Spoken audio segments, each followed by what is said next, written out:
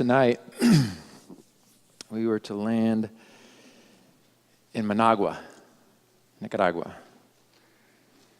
And we were to take a taxi together from the airport, head west out of town. You'd see them. You'd see them lining the streets for some blocks, especially on the boulevard there. Leaving the Civil Plaza, as you head west out of town, they'd be there. Their winking eyes and their beckoning fingers. I'd never been in a big city for so long before, landing in Managua, do some work there for the church, staying out on the west side of town, traveling back and forth at night after the meetings. They were there, the prostitutes, just lining the streets. That was the news headline. Pastor's wife, mother of 3, gets picked up for prostitution. She's there, her 3 kids, one day she's gone. It's that kind of headlines that the news media would just love to have. Hey, we'll take that bad news and spill it and spread it as far as possible. They salivate on this kind of stuff. Fortunately, it's not just the news media or the talk shows or the social media, but it's in the church. Hey, let's talk about that one, why don't we?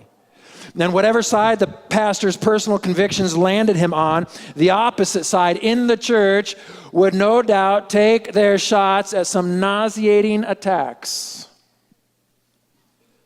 As if we've taken our cue in the church from those out of the church. There would certainly be the conversation at our dinner tables. What's going to happen next to the pastor, to those 3 kids? There was a conversation for sure then, but anybody's guess would have ended up wrong. Nobody could have figured out what was going to happen next. This pastor husband devastated the church, community scandalized by the headlines. Church leadership gave their advice. You got to do what you got to do. Divorce. And apparently that's just about what the pastor's going to do when God shows up and tells him, I need you to do something different. That maybe this is not so much the grounds for divorce as it is for forgiveness. Let's try that. Seems like a new concept. Instead of holding on to one's pain and making the other person pay, taking that key and unlocking ourselves in forgiveness. And so the pastor, prophet, goes down to the red light district, pays her pimp, and takes his wife back. And of the minor prophets, as we begin this series, this winter, spring, I don't know if it's winter, it's kind of already spring, I guess. We missed winter. But this new year, we're going to charge into these minor prophets. Of all the minor prophets, it's Hosea that has the most tantalizing, but unintended, narrative. And so we begin. Of the minor prophets, his message comes first. But what about this love story? Hosea and Gomer together, 3 kids, and then she's gone. So what does God say? Grab your Bibles. Go to the book of Hosea. That's where we're going to stay. So you just open your Bibles to the book of Hosea. And we're going to just jump ahead to chapter 3. Some good reading all the way around, but we're going to jump ahead to chapter 3. I want you to grab your study guides as well. They're in your bulletin. We're going to go through this series with study guides. So you get your pen or pencil and you bring that each week. You'll have a study guide in the bulletin. If there is there someone here that does not have a study guide that would want one? Ken Albertson says, hey, I'll bring some extra into the sanctuary, and he's just going to walk down that middle aisle, and if you just need a study guide because your spouse got a bulletin but you did not, or you just skipped the whole bulletin process because you're so techie, you're just going to go online, that's fine. But here come the study guides. Thank you, Ken. All right. So here we start. Hosea chapter 3 and verse 1. This is when God shows up. The Lord said to me, go again. Love a woman who is loved by a lover and is committing adultery. You can just start writing these key operative words in. Committing adultery. This was a commitment. She has now left you. She is in adultery. Now, that's an operative word because we know that Jesus actually points back to the Old Testament. Hey, adultery is a reason, if there ever is a reason, for divorce. Separation, you're done, I'm done. Whoosh. So the Bible doesn't try to cover this up. It's not pretending it's something else. It says this is adultery. Just like the love of the Lord for the children of Israel, who took to other gods, and loved the raisin cakes of the pagans. Come on, what is it? What is adultery anyway? You have to have some commitment to one in order to have the adultery. Because if you're not committed, if you're not bound by marriage, then it's not adultery. It may be immoral, but it's not adultery. But this is adultery, and so there's a commitment that is established, agreed upon, marriage. And this adultery then is exploring other possibilities with others. Now, we can play this off as well as we try. Well, but to what level is it? When does it become adultery? I'll tell you, right away. It becomes adultery right away. I dare any man or woman married in this congregation to turn to your spouse and say, by the way, there's someone else, but it's just casual. So no problem. Right? Come on. Oh, because it's just, it's not all the time you see, sweetie. It's just Mondays, Fridays. At what point does it become adultery? When there is a commitment, when there's a marriage, it becomes adultery right away. Try this one. It's just physical. It's just emotional. It's just in my thoughts, sweetheart. Oh. Tell her, tell him. No, it's not adultery. No, when you're married, you live by the adage of the song, I only have eyes for you. This love that I have must be blind because I can't see anyone but you. That's for marriage. You young people, you academy student, it's eyes wide open. Yeah, not eyes wide closed or tight closed. But once you're married, once there's commitment, this love must be blind because I can't see anyone else. The moment you start noticing someone else, you're playing with adultery. So God says, hey, this is what my children have done. This is what my people have done. They have gone to other gods, but God's is just casual. Look at how casual it is. They went to other gods because they love the raisin cakes. Did you catch that? They love the raisin cakes. You say, you guys gave up on your God and started going to other gods because of their raisin cakes? Really? How desperate were you? But then we can look at each other and say, really? You're giving up on God because really? That TV show is that important? Really? That person is so, really? Well, beloved, when you look at it, it's all a bunch of raisin cakes.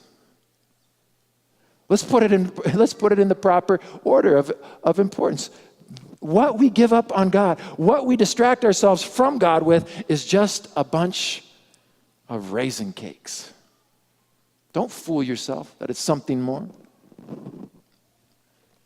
Something so trivial. Verse 2. So I bought her for myself, this is Hosea, for 15 shekels of silver and 1.5 homers of barley. And I said to her, you shall stay with me many days. You shall not play the harlot, nor shall you have a man. So I will be towards you. I'll be your husband again. For the children of Israel shall abide many days. And just seamlessly it moves back into God saying, hey, now let me talk. For the children of Israel shall abide many days without a king or a prince, without sacrifice or sacred pillar, without ephod or teraphim. Afterward, the children of Israel shall return and seek the Lord their God and David their king, and they shall fear the Lord and his goodness in the latter days. There's reconciliation. Hosea, go down and get Gomer. Hosea goes down and gets Gomer, pays her price. And that becomes this parable of God coming down and paying the price for his people. He says, you've got to come back. You've got to discipline yourself so that I am your only man. And in the latter days, in the end of this story, in the end of this tragic love story of betrayal, there will be healing. That's how he ends it. Then they shall fear the Lord and his goodness in the latter days. At the end of this thing, love wins.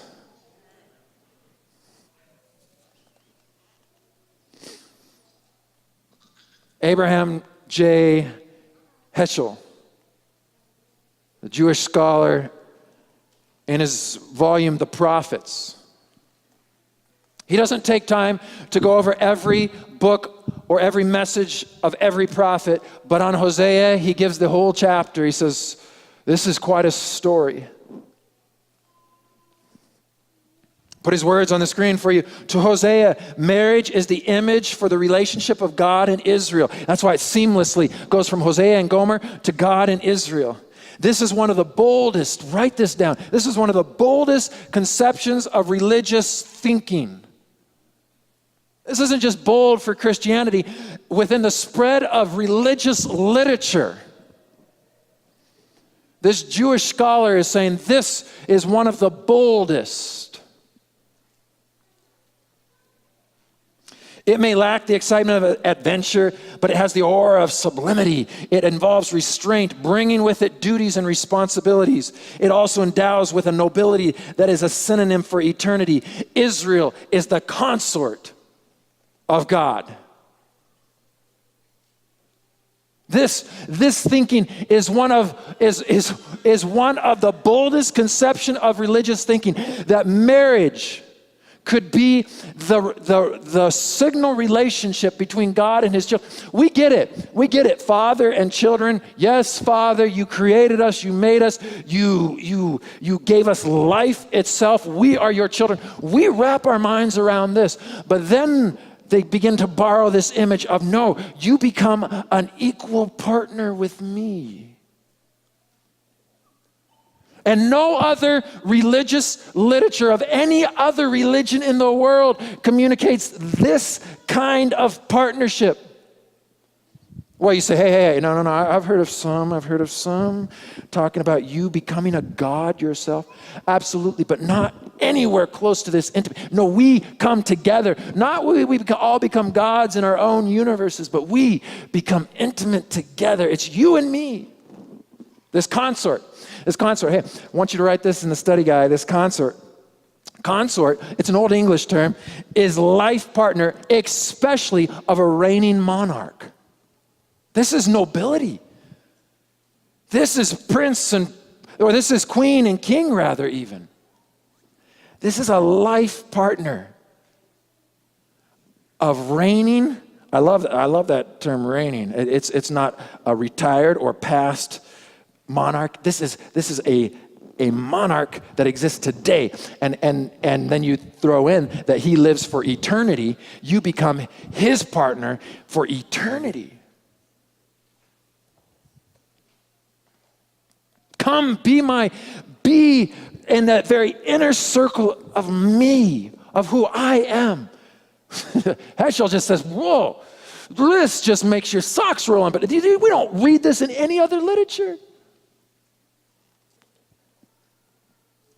No other religion teaches this relationship.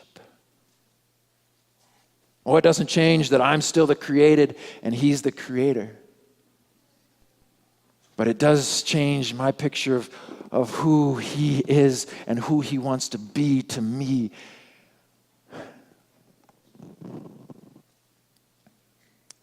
So it is. God uses this tragic story of Hosea and Gomer. We don't know Gomer's past exactly.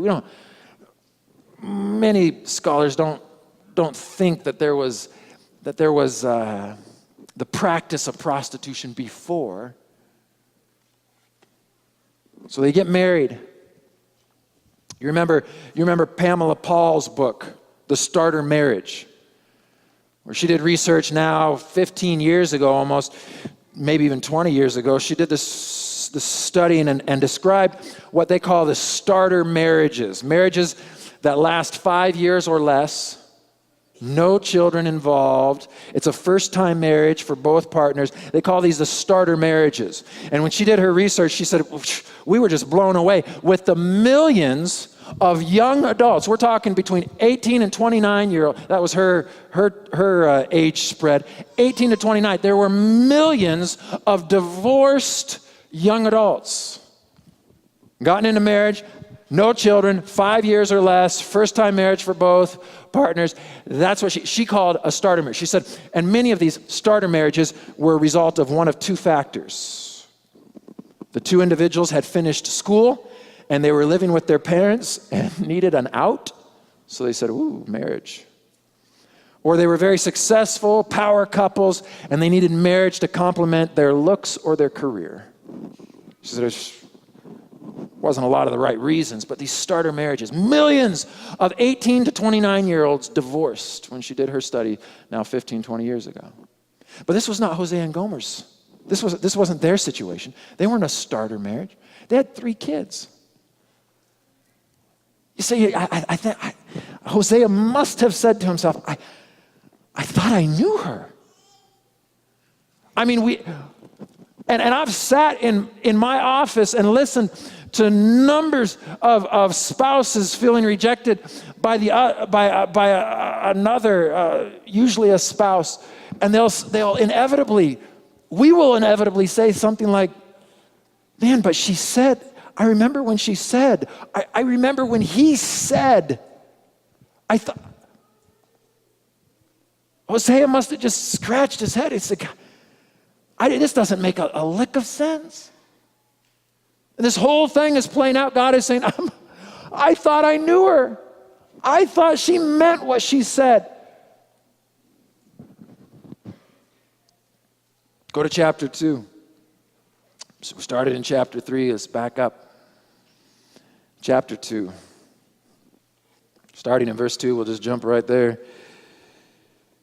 Rebuke your mother. Rebuke her. This is God speaking. It's just pouring his heart out. Rebuke your mother. Rebuke her, for she is not my wife, and I am not her husband. Let her remove the adulterous look from her face and the unfaithfulness from between her breasts. I will strip her naked and make her as bare as on the day she was born.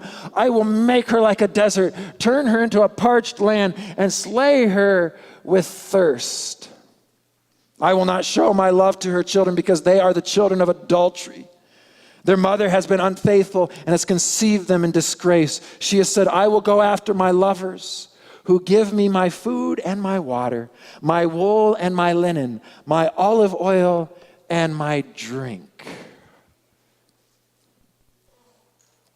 Yeah, that's how any of us would feel if our committed partner, wife or husband, walked out. There would be this expression of anger, of separation. She's gone after other lovers. Why? For her food and her drink, for her wool and her linen?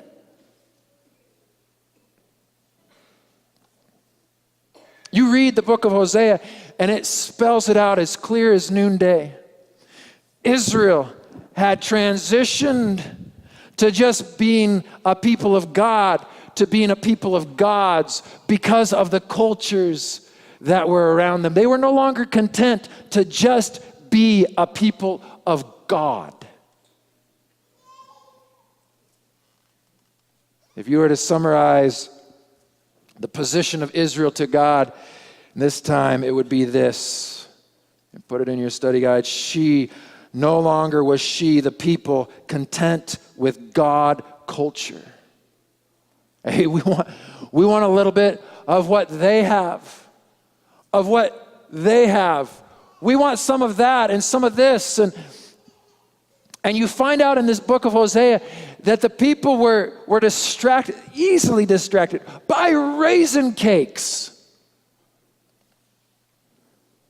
But they wanted what was around them. God says, look, and I've given you a distinct culture. I've given you a culture that's different than the rest of the world around you. But they couldn't settle for that.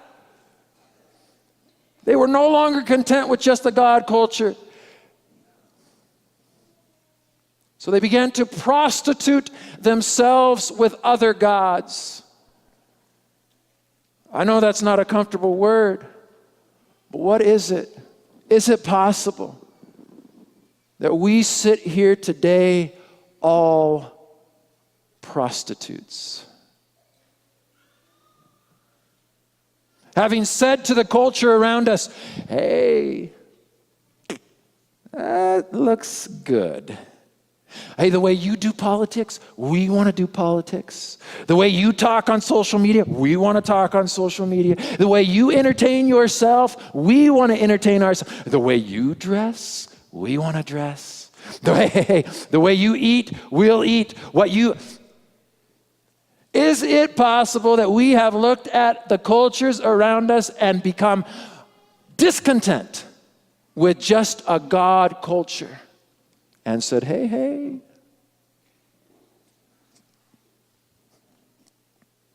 The story of Hosea was not just of Gomer's unfaithfulness, but God says, hey, thank you very much, Hosea and Gomer. I'm going to use your tragic story to tell my tragic story. My tragic story is with a people, a whole community who have become discontent with just me. They have prostituted themselves with the culture. Ooh. Oh.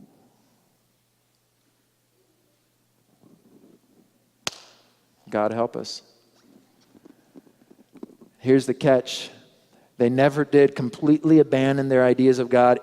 Israel, while embracing its worship of its God, began to wrap its arms and its lifestyle around the gods of the cultures. Now, let me throw Hetchel's lines again back up on the screen. Without abandoning the cult of the God of their fathers, the Hebrews worshiped the God of the land they had conquered. Let that sink in.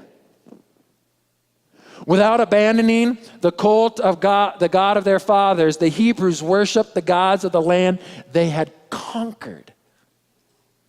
Now, in my very simplistic mind, I can somehow manage to understand how if a culture, if a kingdom had conquered you, like the story of Babylon to the Jews and the Hebrews, taking them, there's a little bit more of a temptation. Oh, you have conquered us.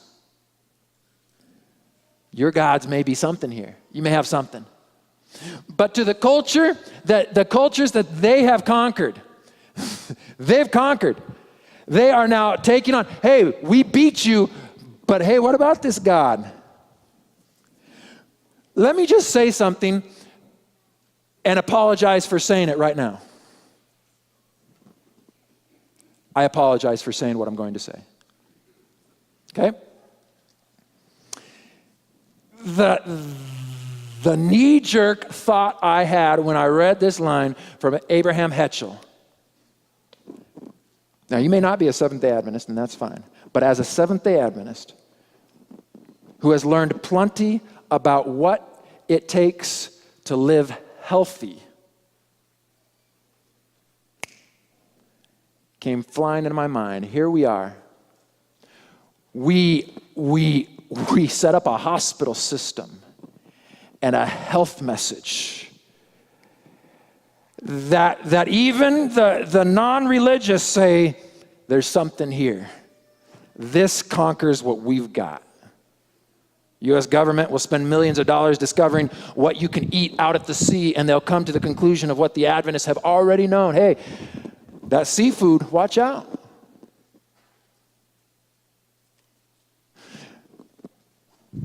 We've conquered, strong word.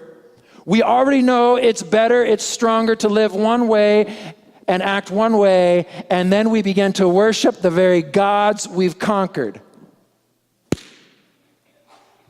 Raisin cakes. Shame on me. Oh, but you don't know. You don't know what cheese does to me. It makes me happy. Hey, beloved, I use cheese because that's my journey, not yours. You may have already defeated that foe. You'll never find a study that says eat more cheese.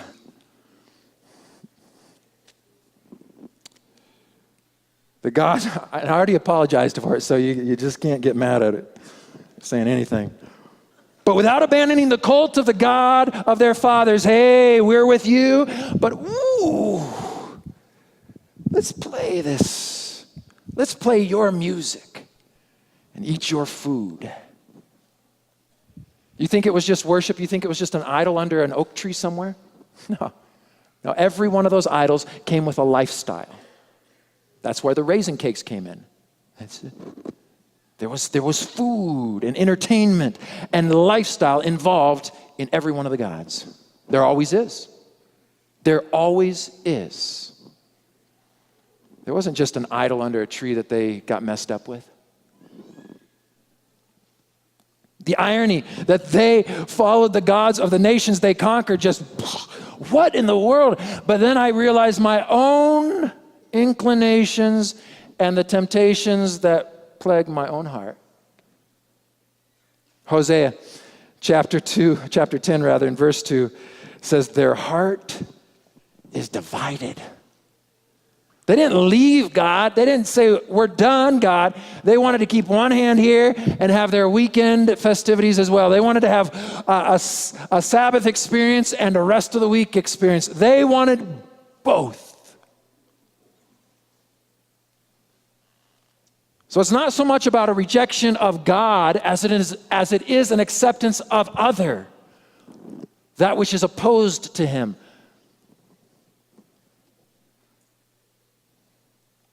Unfaithfulness in the marriage vows is not so much a pushback, a separation from the one that you've committed to, but rather an acceptance of someone else. Their heart is divided. Oh, beloved, do we live with a divided heart?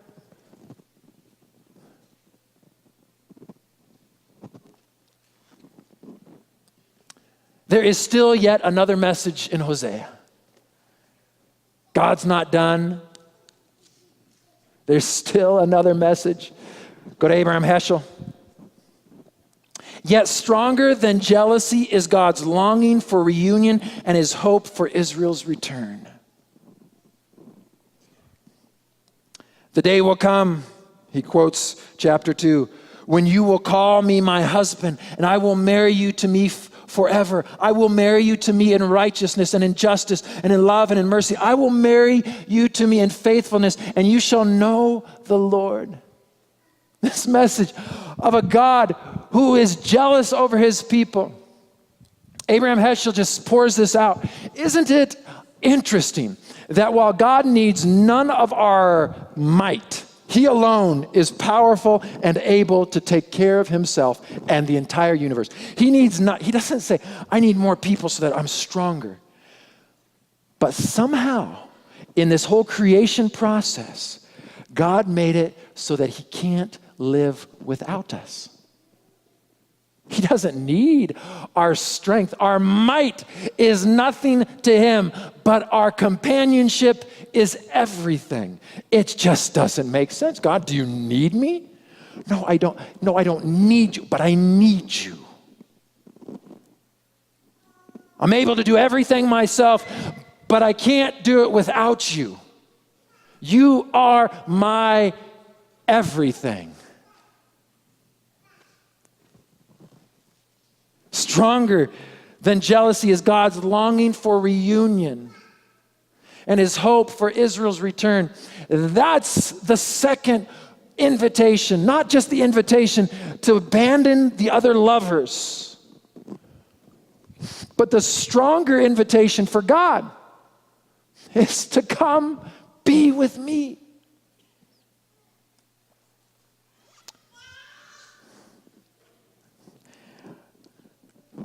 The most compelling verse for me in all of the chapters of Hosea 14 is Hosea chapter 11 and verse 8. It is the most compelling line for me in this entire book. My heart, God speaking, churns within me. God looking over us. You just don't get it. My heart churns within me. That word churn, that word churn right there, that's the action that happens at the center of an earthquake, that rumbling, deep, earth-shaking rumbling that sends the waves out for hundreds of miles. That is churning. It's the same description. My heart rumbles within me. You don't understand. It's broken because I need you. And I'll never forget having the unfortunate responsibility to stand as a pastor in a whole nother congregation and work through an issue where a woman and a man within the church left their respective spouses and became involved with each other. The church, after resistance towards change, the church had to deal with it. The offended and the offending spouses all showed up at the meeting. And the man, the brokenhearted husband, having lost his wife to another man, I will never forget, sitting on the front row of that meeting, looking up into his face as he voluntarily came to the front and said, all I want in this life is my wife back. And I saw this man's heart churn within him. And then Hosea says, this is God. This is God crying out, all I want is you back. My heart churns within me.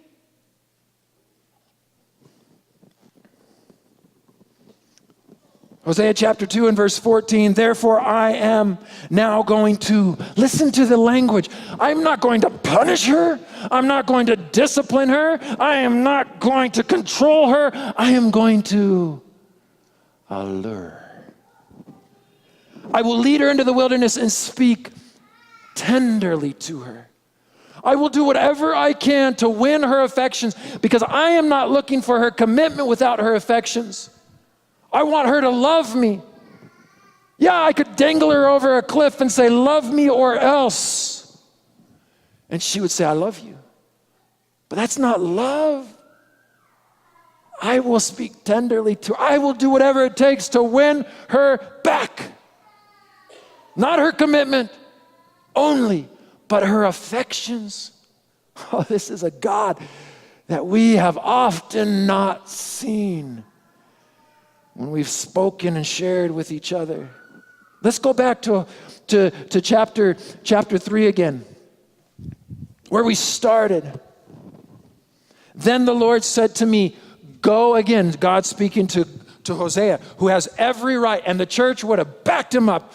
Said, yeah. Sever that one. The Lord said to me, go again. I don't know this for sure, But I wonder how many agains there were. Was this just the second? Had he already gone and said, God, I've been there 5 times, haven't found her, she hasn't responded to me. God says, go again. And I like it that we don't know. We don't know. Is this once? Is this the 100th time? How often has it been? Go again. Love a woman who is loved by a lover and is committing adultery. Let's call it for what it is. Just like the love of the Lord for the children of Israel who looked to other gods and loved the raisin cakes of the pagans. Verse 2. So Hosea, I bought her for myself for 15 shekels of silver and 1.5 homers of barley. There's something about that number, 15. Because even the rock bottom price for a servant, you remember what Jesus was sold for? 30 pieces of silver. This was then even below. This was her pimp saying, listen, half price tonight. We're done. She wasn't even worth the price of a cheap servant. Her pimp turns to Hosea. No doubt he had taken way more than 15 because he was going to buy her whatever it took. I know that because of what God says about how he's going to be treating his people. He's going to buy her back at whatever it takes. But the man just says, no. 15. And she's out of here. Do you hear it? Rock bottom basement price because of what she's done. She wore herself out. She wasn't worth keeping, according to this pimp. That's the story of the gospel. I'm not worth it. I'm not worth buying back, God. I'm not worth it. But I will come again, says God, and I will pay your price. No doubt, on the way home, Gomer says in the silent, dark silence to Hosea, Hosea, listen, I just want, not a word, Gomer, not a word. You don't need to say a word. But you don't know what I've done. It doesn't matter. Let's start over. But Gomer, let's start again. No, don't you care? Doesn't it matter to you that It doesn't matter to me. You're mine now. We're together again. Let's start. But Hosea, you have to,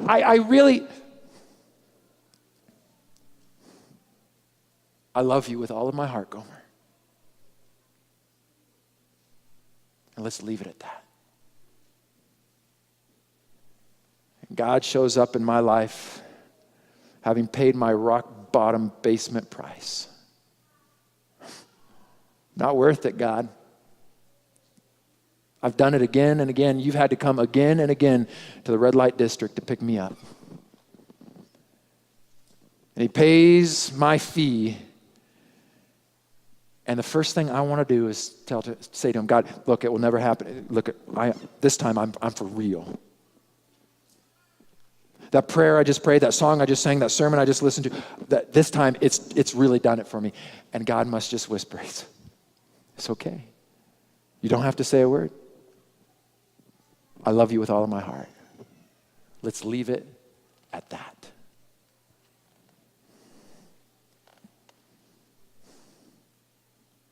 In 2013, I was speaking over at a young adult conference south of Johannesburg, South Africa.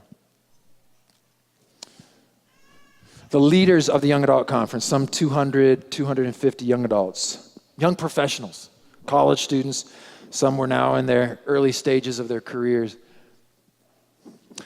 The organizers, church leaders had came to me and said, man, just pray with us, pray with us.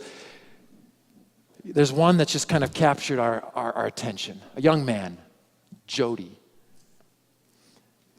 He captured our attention because we caught him selling drugs during the meetings.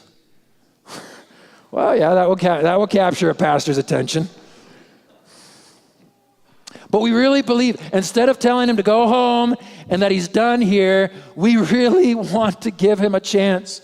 We want to see if God will do something this week. So they let him stay the entire week.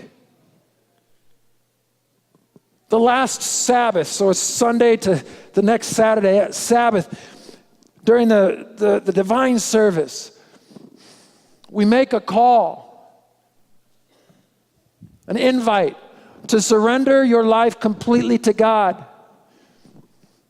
And I remember, because they had me go straight from the platform to the baptistry, because there had been some who had made their decisions already, and they were ready to be baptized. So now I'm in the baptistry, and we're continuing to plead with these young professionals, live your life fully for God. The last baptism, and I look out, center left back seat. I say, come on. I tell him, I'm on a plane tomorrow, I'm headed home, but please make a decision for Jesus. Jody, Mr. Drug selling Jody, stands up. There's just this collective gasp.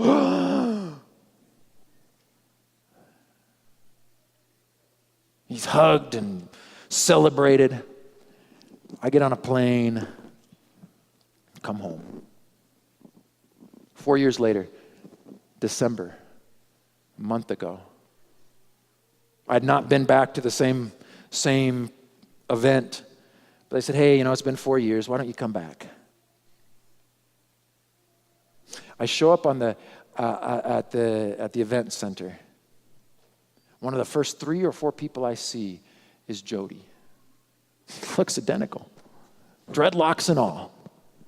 I said, Jody, man, praise the Lord. How's living for Jesus going? He said, can we eat lunch together? I'd like to tell you a story. This was a story as we ate our lunch. He said, it wasn't 6 months after I made my decision to live completely for God and to give him all of my life that I found I couldn't make rent. And so I went to a business I knew I could just catch up on my rent and survive. I went and got some things to sell. Well, I sold them and realized, hey, that caught me up on rent and actually put me ahead. This will work. It's none of mine, never mind. Somebody's going to buy drugs somewhere, so they might as well be for me. I'll just sell drugs and make my rent, and then it will just take so much financial pressure off my life. He begins selling these drugs again. Within 6 months, not only is he selling the drugs, but now he's using them. He tells me he sets up a little one-man pup tent in his apartment because his house every night is packed full of people he does not know. They just know, hey, this is a place we can come, we can buy, use, and sleep them off or just wait it out, these drugs. He says, I come home he would work at a bar doing some bartending for a couple of hours, just enough to make a little bit of contact with people, invite them home. He said there would be dozens of people in my apartment. I had no idea who they were, where they were coming from, where they were going, but I knew that they were buying drugs and they would be there until they wore off. So he had a little tent. He said, this was my apartment within the apartment. Nobody was allowed in my tent because everywhere else, bathroom, kitchen, living room, bedroom, they were just knocked out all over. He said, then one day, one of the young visitors never left. She moved into my little tent, and we began our business partnership together. He said, we can make more working together. It was more drugs. He said, it came to the point within a year now of making my decision to follow Jesus with all of my heart, that the only 2 hours that I was functional were the 2 hours I was bartending. He said, I didn't eat food for weeks. Coca-Cola, drink it, and then shoot up again. We watched TV and shot drugs. Drug for the mind, drug for the body. He said, it's been that way for years now. Just a couple of months ago, now 2017, a couple of months ago, he's telling me this story. Everything hit the fan, and I knew that a commitment that I had made to God, that he was still seeking me. And so he said I had to kick her out of my tent, out of my apartment, locked my doors, had people banging on them, waiting for the next hit. I had to lock myself in. And then he said it got so bad I had to remove myself. He came up here to work with some pastors just to get out of that apartment. He said, I'm here again. 4 years later, God's buying me back.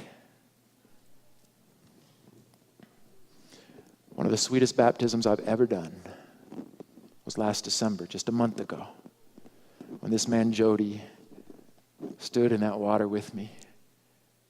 After having sold himself as bad as it can get, there was nothing that he hadn't done wrong. For 4 years, turning his back on the one that he had made a commitment to. I have never been embraced like this before. When he came up, dreadlocks and all,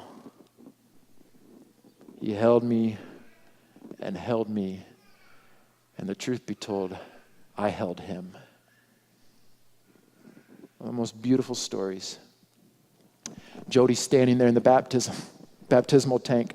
I turned to the congregation, to this group of young adults, 250 of them.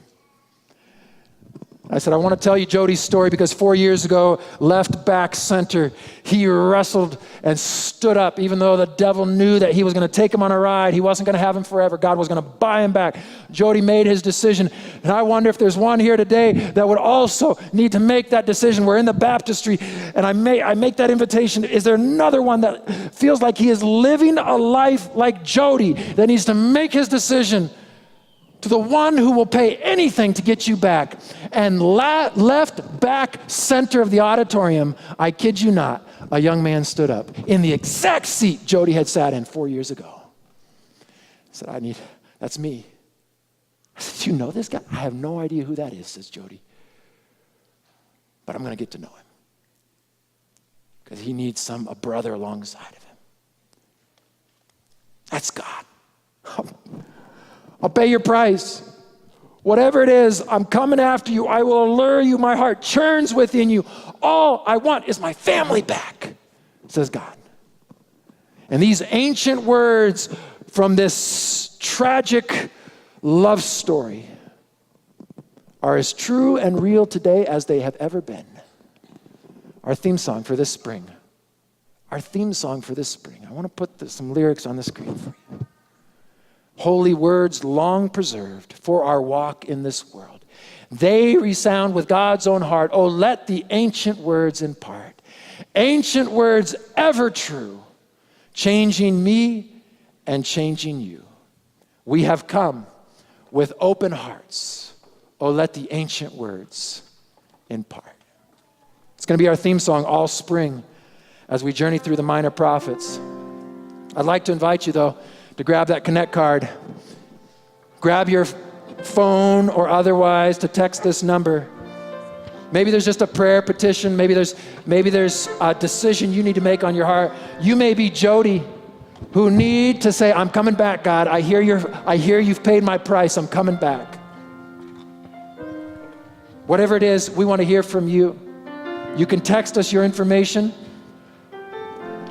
Let me put that information up for you. 970-541-9919, or you can take that pew card and fill it out. If you're a guest here, we want to hear from you. We've got a gift we'll put in the mail for you.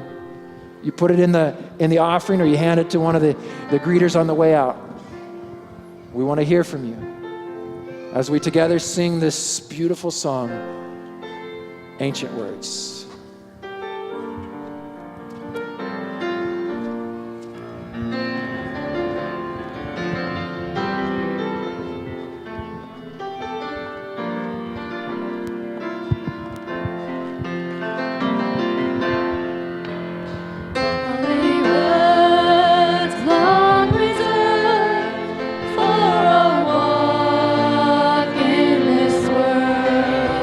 They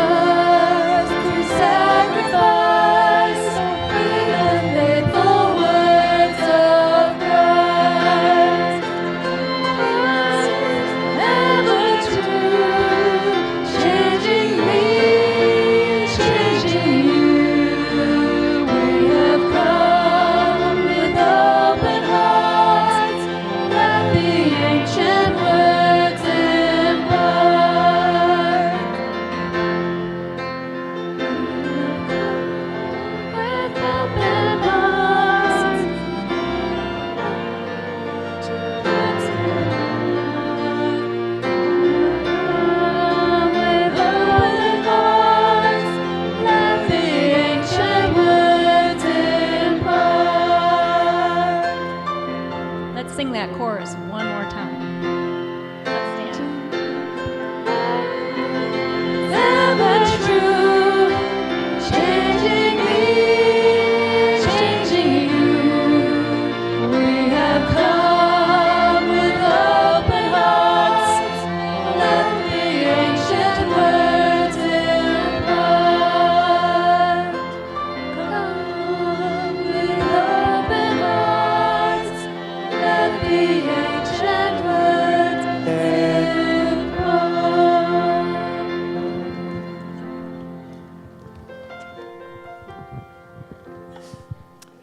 Our eternal Father, for your providing, for the means, the resources, the tithe and offering we have returned to you, we pray your blessing. And now, may the Lord bless us and keep us. May the Lord make his face shine upon us. May he be gracious to us. The Lord lift his countenance upon us and give us peace. Amen.